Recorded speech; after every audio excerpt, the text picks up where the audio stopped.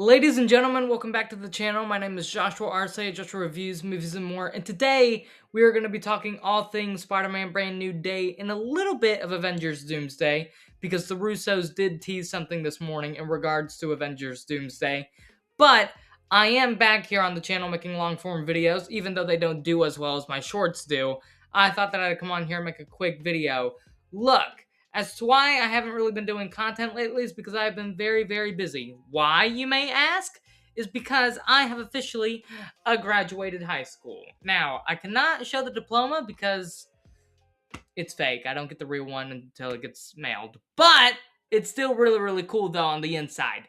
But we're going to go ahead and get into this. Please make sure to subscribe. Leave a like on the video. Please share with all your friends and family. Comment down below your theories about Spider-Man Brand New Day. I cannot wait for this movie. We are about 2 months away from the film. And with that being said, we're going to get straight into this video, so let's get into it. So, as I said, this film is about 2 months from being released. It releases on July 31st.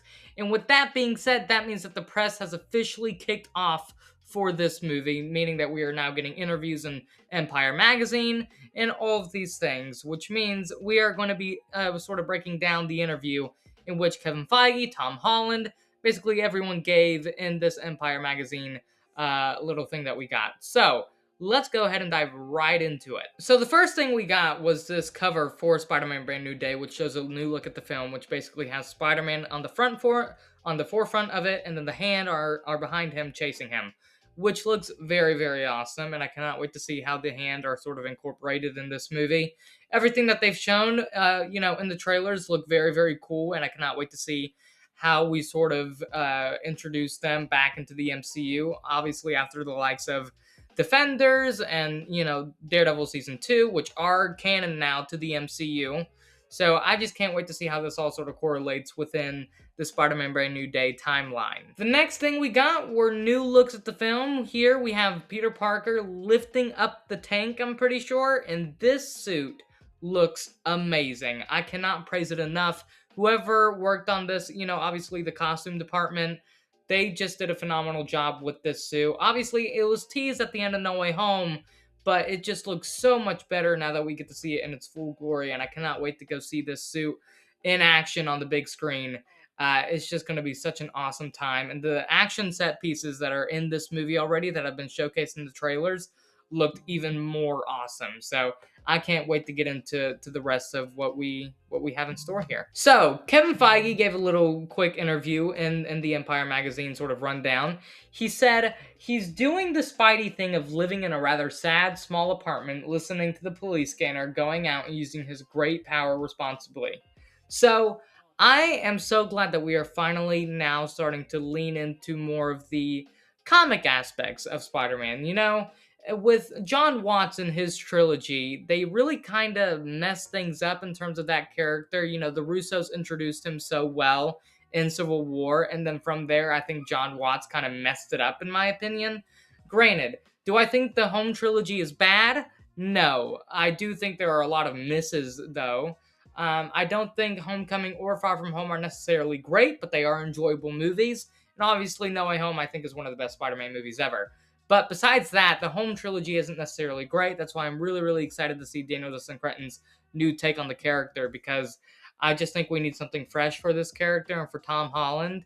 And I can't wait to see what they do with it. Now, obviously, they are bringing MJ and Ned back into this world, which I am very intrigued to see how they pull it off.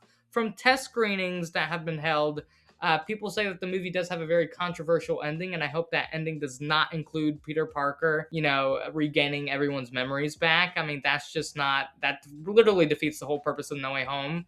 But we shall see how the outcome of this movie goes. But let's go ahead and get into our next thing. So again, we just have more looks of Peter. Here he's kind of looking through a web. I have no idea. What's funny is that, obviously Tom Holland was a part of the writer's room for this movie now. And he pitched that one of the taglines for the movie should be Spider Puberty, considering of all the physical changes that Peter goes through in the movie. Now, obviously, the studio immediately shot it down, but I do think it is hilarious at the fact that he did actually pitch that tagline. I mean, I could imagine a billboard just in Times Square or something with the tagline Spider Puberty, with Spider-Man just being right next to it. I think that'd be really, really funny. Um, the man does have a sense of humor, but it just unfortunately would not work here. And it's just one of those things where I'm really, really glad that Tom is kind of getting more creatively involved with the character. And, he obviously does care a lot about what this character does and his story and his trajectory within the MCU. And talking about his trajectory within the MCU, he said something very, very, not necessarily concerning, but it was actually quite sweet. But he said that he would love to be a mentor for the next Spidey that were to come in, right? And to sort of be that Robert Downey Jr. figure to the next person, whether that be a Miles Morales, a Gwen Stacy, a Spider Woman, whatever that may be, or whenever they choose to introduce those characters, that he would love to sort of be the mentor to those characters like Downey was for him, obviously, when he first came on in Civil War, which I think is a great thing. But, Tom, we're just now getting the first movie of you actually being Spider-Man, so let's hold on, let's hold off on the whole retirement talk. And yeah, let's go ahead and get into our next thing. Here we have a new look at Spider-Man and Punisher. Now, this image is really, really funny because, obviously the look on Spider-Man's face is like, what the hell are you doing? Why are you shooting up this place? And another thing that was talked about in this Empire interview is basically how they are going to be keeping the authenticity of Frank Castle. Even though it does not have the R rating, he is still going to be very authentic and true to what his character has been in past iterations, whether that be in the Punisher show, in Daredevil Born Again. John Bernthal is really hands-on with that character, and obviously we just got the amazing special presentation, Punisher One Last Kill.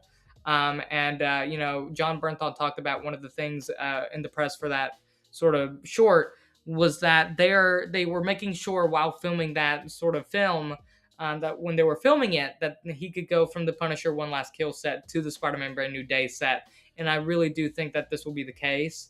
Obviously, he wouldn't be swearing as much, right? Because it's not necessarily an R rating. Like I said, it's a PG-13 rating. It's more targeted towards kids. But I'm still very, very intrigued to see how they're bringing Frank Castle into this PG-13 world, and how they're sort of going to navigate that. It's kind of like how if they're gonna bring in Ryan Reynolds' Deadpool for the Avengers movies. Obviously, I don't think that's going to be the case, but if they do, it's going to be very interesting to see how Deadpool sort of incorporates within that PG-13 world, whereas he's so used to a rated R rating, which I guarantee you he will be making jokes about left, right, and center. But we're not here to talk about Avengers Doomsday yet. We're still going to talk about Spider-Man Brand New Day, so let's go. So here we have a new look at Peter and MJ in the film. Now, as I was talking about earlier, the fact that they are bringing back Peter and MJ, together in this movie, I just hope that the controversial ending that everyone is talking about is not, anything that is pertaining to the ending of No Way Home. I want Peter to remain sort of lonely, isolated. I want him to go make new friends. Harry Osborn, Gwen Stacy, he's in his college years, and I feel like he sort of needs to move on from this era of his life after this movie. I really do think, obviously they're going to use Zendaya because she's a really big name right now, and they're going to keep finding ways to sort of incorporate her in these movies, and obviously her and Tom love working together since they're married now. But the problem is, we have to sort of keep a narrative, and if you're going to keep on changing that narrative, it's not really going to be consistent, and it's not really going to be authentic, and it's not really going to resonate with people.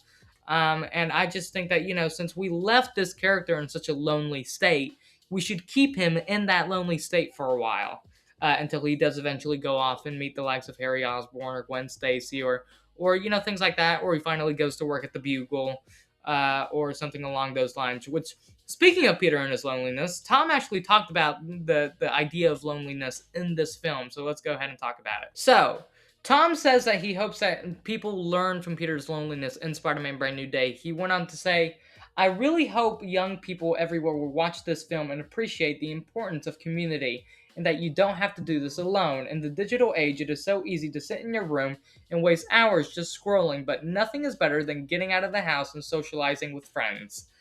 I honestly don't think he could have said that any better. I think with the fact that we are dealing with the sort of themes of loneliness, and I would assume some sort of depression in this movie, I think it's really, really good to get that message out there, that it is good to have friends, it is good to have community, and the fact that they are telling that story within a street-level Spider-Man movie is even better, And that is why I love the fact that Daniel Cretton is taking on this movie, because he does love this character so much. And I think that this sort of film is what a lot of people will need right now. We are in a lot of troubling times at the moment. The world's kind of hectic, and it's always a better place whenever a Spider-Man, a Batman, a Superman movie's in theaters. And obviously, that's going to be the case next year for the Batman Part 2 and Man of Tomorrow.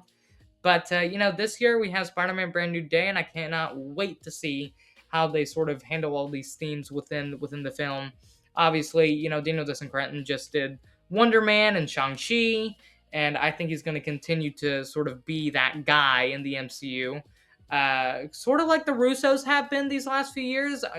Is he going to get to that level? I don't think so. But, I mean, he was originally supposed to direct Kang Dynasty, so that just goes to show how much confidence Marvel does have in the man. So let's go ahead and get into the last few things that we have about Spider-Man Brand New Day. So I lied. I had nothing else about Spider-Man Brand New Day, so we're going to go ahead and talk about Avengers Doomsday. So, the Russos this morning posted this really cryptic message about, I'm assuming it's about, Avengers Doomsday. Obviously, he tagged Marvel.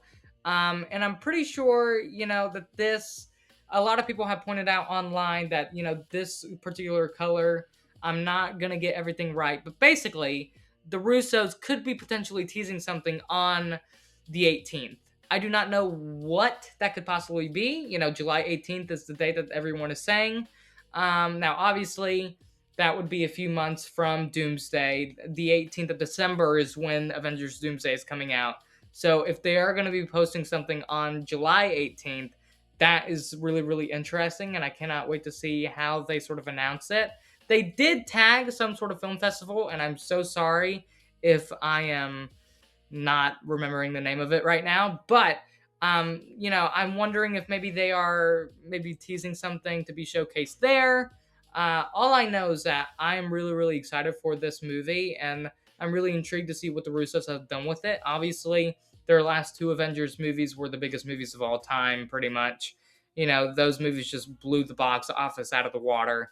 And I just cannot wait to see what they've cooked up with Doomsday and Secret Wars, and how they sort of bring in all these new characters. Obviously, they've been gone from the MCU for a hot minute. They have a lot of new material that they have to work with now. And I just cannot wait to see what they do. I cannot wait to see what Daniel Cretton does with Brand New Day.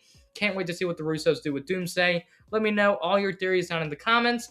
I have been Joshua Arce, Joshua Reviews, Movies, and More. Take care and peace.